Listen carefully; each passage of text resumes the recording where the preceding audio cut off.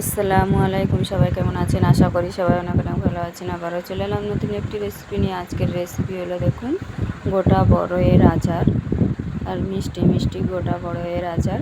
দেখুন মুখে দিলে মিলিয়ে যাবে। এইভাবে যাকে দেবেন সেও অনেক পছন্দ করে খাবেন। দেখুন কিভাবে বানালাম দেখে নিন। এখানে গোটা বড়ই আমি শুকিয়ে নিয়েছি। দেখুন এগুলোকে আমি ফুটন্ত গরম পানির মধ্যে দিয়ে ভিজিয়ে রেখে দেবো। পানিটা ফুটিয়ে নিয়েছি, ভালো করে কুলগুলো ধুয়ে নিয়েছি। বড়ইগুলো ধুয়ে এবারে আমি গরম পানির মধ্যে দিয়ে ভিজিয়ে রাখবো। আমি গরম পানিগুলো দিয়ে দিলাম, দিয়ে আমি 4 থেকে 5 ঘন্টা ভিজিয়ে রেখে দেবো এইভাবে। আর মাঝে মাঝে একটু নেড়ে চেড়ে দেবো। এবারে এটাকে আমি ঢেকে দিচ্ছি। কিছুক্ষণ পরে পরে একটু করে আমি নেড়ে দেবো।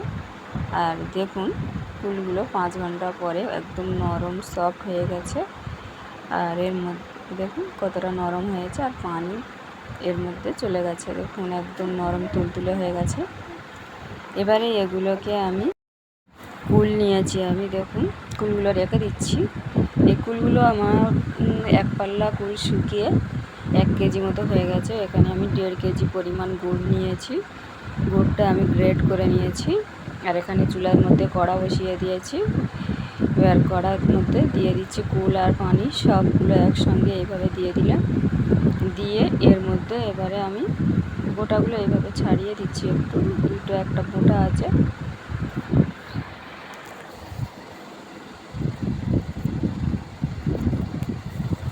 আবারও অল্প একটু পানি দিয়ে দিলাম, দিয়ে গুড়গুলো ওর মধ্যে দিয়ে দিচ্ছি।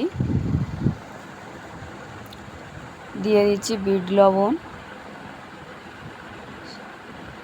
টেস্ট অনুযায়ী বিট লবণটা দিয়ে দিচ্ছি। আপনারা চাইলে এখানে সাদা লবণও দিতে পারেন।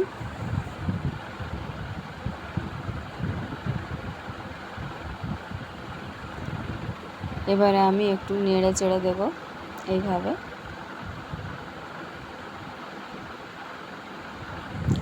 খুন্তি দিয়ে আমি একটু নেড়ে চেড়ে দিলাম।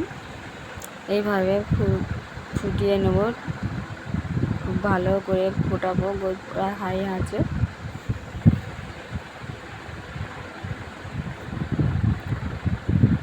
বড়ইগুলো কালার দেখুন চেঞ্জ হয়ে আসছে আস্তে আস্তে। আর এই রসটা আমি যতটা আছে ওরা হাফ করে নেব। একটু ঘন হয়ে এলে আমি এর মধ্যে দিয়ে দিচ্ছি অল্প একটু তেঁতুল জল। এই আচারটা অনেক দিন পর্যন্ত ভালো লাগবে তেঁতুলের একটু দিয়ে দিলে। তেঁতুলটা দিয়ে আবারও এইভাবে আমি জাল করব। দেখুন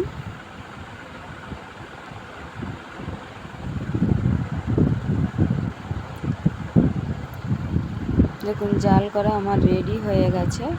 ঠিক এমনই হয়েছে। দেখুন জালটা আমি কমিয়ে দিয়েছি, দিয়ে এবারে দেখাচ্ছি কেমন হয়েছে। দেখুন আমি এটাকে নামিয়ে রেখে আমি একটু পরিবেশন করে দেখাচ্ছি। দেখুন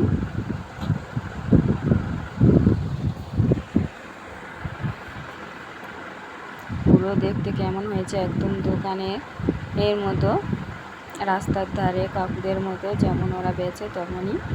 আর খেতে অসম্ভব মজা, মুখে দিলে মিলিয়ে যাবে, একদম রসে ভরা। এইভাবে একবার হলেও বাড়িতে বানিয়ে দেখবেন। আর ভালো লাগলে আমাকে কমেন্ট করে জানাতে ভুলবেন না। আর বেশি বেশি করে ফ্রেন্ড অ্যান্ড ফ্যামিলির সঙ্গে শেয়ার করে দেবেন। দেখুন ভেঙে দেখাচ্ছি কেমন হয়েছে। আর একটা রস কেমন ভিতরে আছে দেখাচ্ছি। দেখুন কতটা রস একটা ফুলের মধ্যে।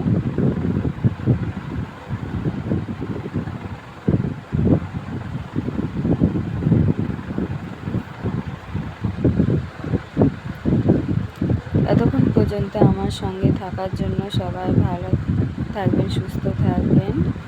ফিরে আসবো আবারও নতুন একটি রেসিপি নিয়ে। ততক্ষণ পর্যন্ত আমার সঙ্গে থাকবেন। আল্লাহ হাফেজ।